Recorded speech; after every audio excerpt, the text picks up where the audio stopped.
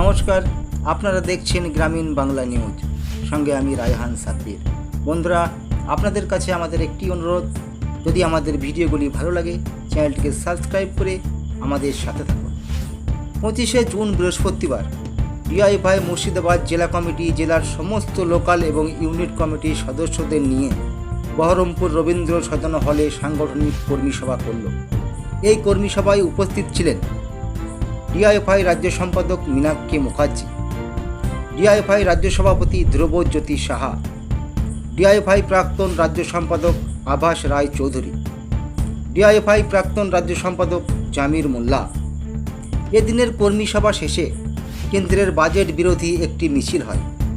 মিছিল শেষে কুশপুতুল দাহ করে বিক্ষোভ দেখানো হয়।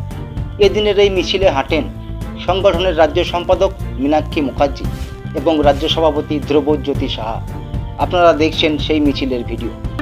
আজকের এই মিছিল ইনকলাব জিন্দাবাদ, ইনকলাব জিন্দাবাদ, ডিআইএফআই জিন্দাবাদ, ডিআইএফআই জিন্দাবাদ। কেন্দ্রীয় সরকারের জনবিরোধী বাজেটের বিরুদ্ধে, কেন্দ্রীয় সরকারের জনবিরোধী বাজেটের বিরুদ্ধে ইনকলাব জিন্দাবাদ, ডিআইএফআই জিন্দাবাদ।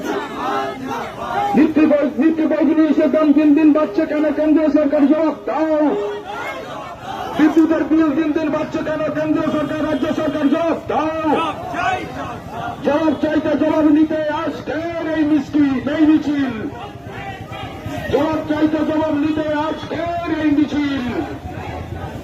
ইনকলাব জিন্দাবাদ, ডিআইএফআই জিন্দাবাদ।